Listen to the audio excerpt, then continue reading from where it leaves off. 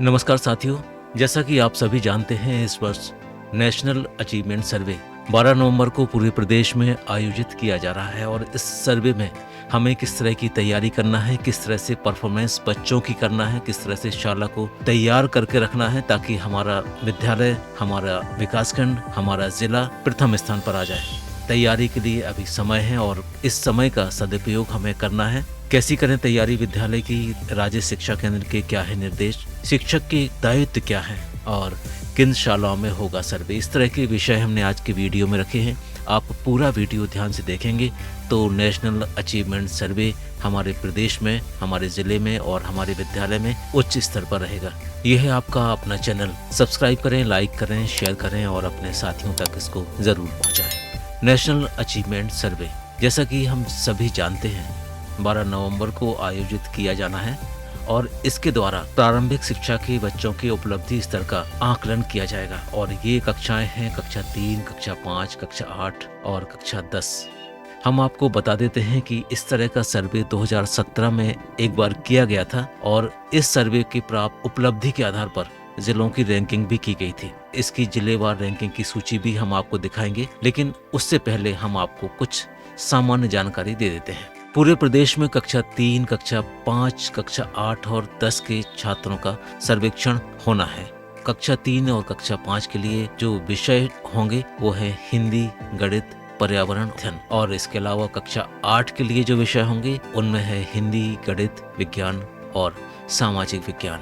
आगे हम आपको बताते हैं शाला स्तर पर हमें किस तरह से तैयारी करना है और तैयारी के संबंध में विस्तृत निर्देश लगातार राज्य शिक्षा केंद्र से जारी किए जा रहे हैं। आइए सबसे पहले हम आपको संक्षिप्त में उन सारे पत्रों को एक बार दिखा देते हैं। तो चलिए शुरू करते हैं। राज्य शिक्षा केंद्र का ये पहला पत्र। सर्वप्रथम ये पत्र राज्य शिक्षा केंद्र से जारी हुआ है 9 अगस्त को और इसका क्रमांक है 4137, जो कि राष्ट्रीय उपलब्धि सर्वे 2021 के आयोजन के संबंध में है। इसमें लिखा हुआ है, भारत शासन द्वारा प्रारंभिक शिक्षा में बच्चों के उपलब्धि स्तर का जायजा लेने हेतु कक्षा 3, 5, 8 और 10 के बच्चों का 12 नवंबर 21 को पूरे देश में एक साथ राष्ट्रीय उपलब्धि सर्वे सैंपल शालाओं में आयोजित होना है। आगे इसमें लिखा हुआ है कि विगत राष्ट्रीय उपलब्धि सर्वे 2017 में आयोजित किया गया था और इस सर्वे में प्राप्त उपलब्धि के आधार पर जिलों की रैंकिंग भी की गई थी। सर्वे परिणाम के आधार पर शिक्षा की गुणवत्ता की समीक्षा की जाती है और नीतिगत निर्णय शासन के द्वारा लिए जाते हैं। इसके परिणामों के आधार पर लघु अवधि, मध्यावधि एवं दीर्घ अवधि सुधार किए जाते हैं। इसमें और भी बहुत सारे निर्देश आगे दिए हुए हैं। आप इस पत्र को हमारे डिस्क्रिप्शन बॉक्स से डाउनलोड कर लीजिए और विस्तृत रूप से पढ़ लीजिए। यहाँ ये स्पष्ट हम आपको कर देते हैं कि NAS के अभ्यास के लिए भेजे गए प्रश्न पत्र परंपरागत प्रश्नों से अलग प्रकार के हैं। अतः इस प्रकार के प्रश्नों को कैसे हल किया जाना चाहिए, पहले शिक्षक बच्चों को समझाएं, उसके बाद 10-10 प्रश्नों के सेट हल करने को दिए जाए। तो ये पहला पत्र था जो कि 9 अगस्त को जारी हुआ था। अब हम देख लेते हैं दूसरे पत्र को। ये दूसरा पत्र जारी हुआ है 11 अगस्त को और क्रमांक है 4276। इसमें भी NAS यानी राष्ट्रीय उपलब्धि सर्वे संबंधी बच्चों की तैयारी कराने हेतु सामग्री को उपलब्ध कराने के संबंध में है और इसमें लिखा हुआ है कि उक्त परिप्रेक्ष्य में कक्षा 3, 5, 8 में अध्ययनरत बच्चों को हिंदी, गणित, पर्यावरण अध्ययन, विज्ञान, सामाजिक विज्ञान विषय के लर्निंग आउटकम्स आधारित प्रश्नों का अभ्यास कराने हेतु अभ्यास प्रश्न बैंक कक्षा 3, 5, 8 एवं मॉक टेस्ट 1, 2, 3 तैयार किए गए हैं और इस तरह से ये पत्र जारी हुआ है और इसमें ये भी लिखा हुआ है कि किस तरह की सामग्री किस किस कक्षा के लिए होगी। आप देख लीजिए।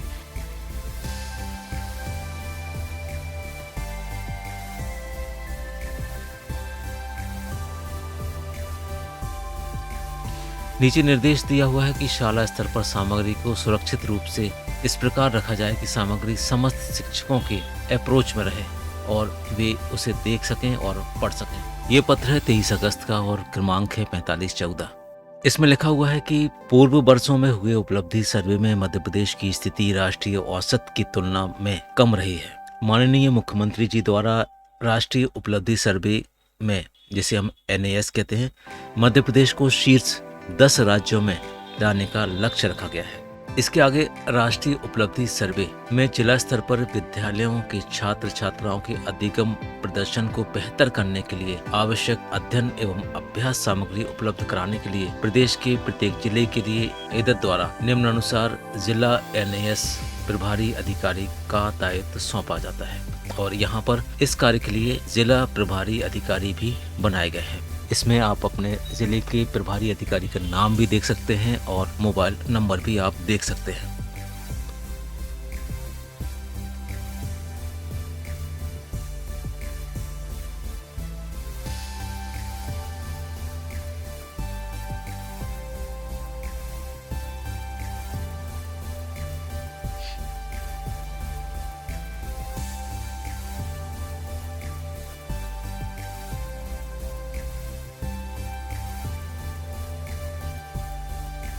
और फिर इसके बाद जिला NAS प्रभारी के कर्तव्य और उत्तरदायित्व भी लिखे हुए हैं और इस तरह से पत्र विस्तृत है और इस पत्र को भी हमने अपने डिस्क्रिप्शन बॉक्स में सेव किया हुआ है। आप वहां से इसको डाउनलोड भी कर सकते हैं। ये विस्तृत पत्र है और इसको आप ध्यान से और पूरा पढ़ेंगे।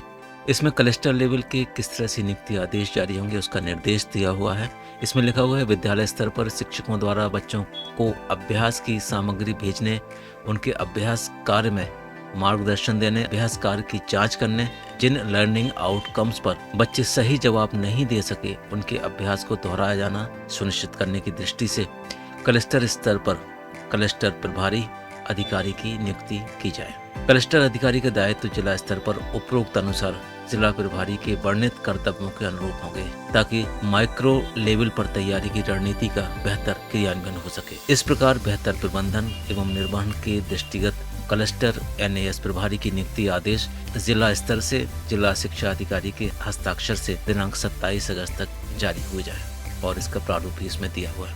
अब यहाँ पर क्लस्टर और NAS प्रभारी अधिकारी का चयन का आधार क्या होगा इसके बारे में भी लिखा हुआ है और इसके बाद इस पत्र में ये लिखा हुआ है कि NAS सर्वे संबंधी तैयारी में BRC की क्या भूमिका होगी। इसमें लिखा हुआ है कि विकासखंड में कार्यरत सभी BAC को क्लस्टर्स आवंटित कर दायित्व सौंपना, अर्थात विकासखंड में यदि 25 क्लस्टर हैं तो 5 क्लस्टर के लिए एक BAC को समन्वयक अधिकारी नियुक्त करना। प्रत्येक BAC को प्रभार के क्लस्टर में NAS तैयारी के लिए किए जा रहे प्रयासों की प्रगति हेतु समन्वय करने के लिए निर्देशित करना। जिला NAS प्रभारी अधिकारी के निर्देशानुसार सौंपे गए कार्यों को सर्वोच्च प्राथमिकता देना। अब इसमें BAC की क्या भूमिका होगी। क्लस्टर अंतर्गत आने वाली शालाओं की सतत व सघन मॉनिटरिंग सप्ताह में 2 बार करना एवं क्लस्टर NAS प्रभारी अधिकारी के कार्यों में सहयोग करना। दूसरा बिंदु इसमें दिया हुआ है क्लस्टर अंतर्गत प्रतिदिन 5 शिक्षकों से बात करके बच्चों को NAS की तैयारी हेतु सामग्री प्राप्त होने की पुष्टि करना, उनके नियमित अभ्यास में मार्गदर्शन करना, साप्ताहिक टेस्ट संपादित करवाना। अब CAC की क्या भूमिका होगी इसके बारे में भी बहुत स्पष्ट लिखा हुआ है इस पत्र में, हम आपको पढ़कर बता देते हैं। राज्य स्तर से NAS की तैयारी हेतु उपलब्ध कराई गई अभ्यास प्रश्न बैंक तथा मॉक टेस्ट तथा साप्ताहिक प्रैक्टिस प्रश्न पत्र सभी विद्यालयों तक पहुंचाना सुनिश्चित करना। दूसरा, डिजी लैब के माध्यम से प्रतिदिन अभ्यास प्रश्न कक्षावार विषयवार व्हाट्सएप ग्रुप पर भेजे जाने की मॉनिटरिंग करना। तीसरा, इन्होंने लिखा है अभ्यास प्रश्न बैंक के साप्ताहिक 10 प्रश्न प्रत्येक बच्चे को उपलब्ध हो जाए, इस प्रकार की व्यवस्था शिक्षकों के माध्यम से सुनिश्चित करना। अगला बिंदु इसमें दिया हुआ है प्रतिदिन अपने प्रभार के विद्यालयों में जाकर अभ्यास हेतु शिक्षकों द्वारा पालकों से किए जा रहे संपर्क की प्रभावशीलता एवं उपादेयता सुनिश्चित करना। प्रभार की समस्त शालाओं के शिक्षकों से संपर्क का साप्ताहिक रोस्टर तैयार करें ताकि सभी शिक्षकों से संपर्क हो सके। सप्ताह में एक दिन शनिवार अनिवार्यता कार्यक्षेत्र की समस्त शालाओं के शाला प्रमुख के साथ बैठक कर तैयारी की प्रगति की समीक्षा करें तथा अपनी बेस्ट प्रैक्टिस सभी के साथ शेयर करना। और इसके बाद एम शिक्षा मित्र ऐप पर निर्देशानुसार शिक्षकों से डाटा एंट्री की मॉनिटरिंग करना। तो इस तरह से एक विस्तृत निर्देश हैं जिसमें सभी की अलग अलग भूमिकाएं निश्चित की गई हैं। तो आप देखेंगे इस तरह से ये तो पत्र आपने देख लिए। अब आपको संक्षिप्त में हम कुछ ऐसे बिंदु बताते हैं जिन पर आपका ध्यान आकर्षित करना जरूरी है। आप इस मैप के आधार पर देख सकते हैं कि परफॉर्मेंस किसकी अच्छी रही, किसकी परफॉर्मेंस उतनी खास नहीं रही।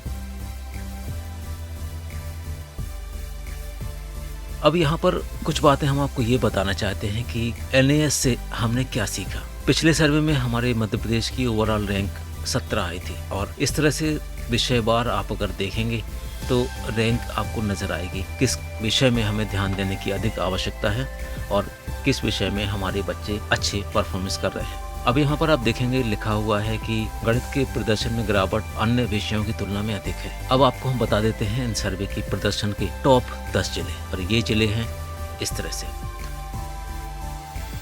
बॉटम के 10 जिले जिन्हें बहुत ज़्यादा इस बार ज़रूरत है कार्य करने की, उनके नाम ये हैं। और ये जिले अपनी परफॉर्मेंस अच्छी कर लेंगे और जो और जिले हैं वो अपनी परफॉर्मेंस मेंटेन करके और अच्छी करने की कोशिश करेंगे। तो जिस तरह से माननीय मुख्यमंत्री जी की मंशा है टॉप 10 में आने की, तो उसमें आने से हमें कोई नहीं रोक पाएगा। और अब हमारी तैयारी की रणनीति क्या होगी। मध्य प्रदेश ने 2014 से 2017 तक रैंकिंग में सुधार किया, तो 2021 में एनएएस में आपके प्रयासों से हम और बेहतर कर सकते हैं। आप यहाँ देख सकते हैं 2014 में हम 24वें नंबर पे थे, 2017 में हम 17वें नंबर पे आ गए और अब 2021 में हमारा ड्रीम है कि हम मध्य प्रदेश को टॉप 10 में लेकर आए। अभी तक क्या क्या प्रयास किए गए आप ये भी देख लीजिए। यूट्यूब लाइव से कार्यक्रमों से नेस के महत्व और जागरूकता के लिए तैयारी की गई। मीडिया से रेडियो, टीवी, न्यूज़पेपर से जागरूकता की गई। बच्चों की तैयारी के लिए पालकों और समुदाय का सहयोग प्राप्त करना। अभ्यास के लिए राज्य शिक्षा केंद्र द्वारा भेजे जा रहे अभ्यास प्रश्न बैंक का उपयोग करना। बच्चों की तैयारी के लिए पालकों व समुदाय का सहयोग प्राप्त करना। अभ्यास के लिए राज्य शिक्षा केंद्र द्वारा भेजे जा रहे अभ्यास प्रश्न बैंक का उपयोग करना। राज्य स्तर से प्राप्त साप्ताहिक टेस्ट पेपर हल करवाना। कक्षा 3, 5, 8 के बच्चों को मॉक टेस्ट यानी mock test 1, mock test 2, mock test 3 अभ्यास कराना एवं OMR सीट का उपयोग केवल कक्षा 8 के बच्चों को सिखाना है। राज्य स्तर से कक्षा एवं विषयवार शिक्षकों के उन्मुखीकरण में सहभागिता करना। प्राथमिक शाला के बच्चों के लिए उनके घर पर अभ्यासकार के लिए संपर्क करना पड़ेगा और जो माध्यमिक शाला के बच्चे शाला में आ रहे हैं उनको आपको खुद बैठकर हर चीज ब्रीफ करना पड़ेगी, समझाना पड़ेगी। निर्देश इस तरह से हैं कि राज्य शिक्षा केंद्र द्वारा भेजे गए अभ्यास प्रश्नों का नियमित अभ्यास बोर्ड पर बच्चों की अभ्यास पुस्तिका पर हल करवाना और जांच कर त्रुटि सुधार कराना। शिक्षक एनएएस पैटर्न के प्रश्नों को तैयार करें और उसका नियमित अभ्यास करवाएं। प्रति सप्ताह अभ्यास टेस्ट के लिए प्रदान किए गए प्रश्नों को बच्चों से कक्षा में अभ्यास करवाना। मॉक टेस्ट उपरांत प्रश्नवार विश्लेषण करना और कठिन बिंदुओं की पहचान करना और उस प्रकार के प्रश्नों का बच्चों से अतिरिक्त अभ्यास कराना। अब कुछ तैयारी स्कूल ना खुल पाने की स्थिति में है जो कि प्राथमिक शाला के बच्चों के साथ होंगी। विषय शिक्षकों द्वारा बच्चों से निरंतर व्यक्तिगत अथवा फोन पर संपर्क कर कठिनाइयों का निराकरण करना। किसी सुरक्षित स्थान पर बच्चों को कक्षावार बुलाकर कोविड सुरक्षा नियमों का पालन करते हुए बच्चों को नए पैटर्न प्रश्नों को कैसे हल किया जाए इस पर शिक्षकों द्वारा मार्गदर्शन देना। डिजिलैब समूह के माध्यम से प्रति शुक्रवार भेजे जाने वाले प्रश्नों से अभ्यास कराना। मॉक टेस्ट उपरांत प्रश्नवार विश्लेषण करना और कठिन बिंदुओं की पहचान करना और बच्चों से अतिरिक्त अभ्यास कराना।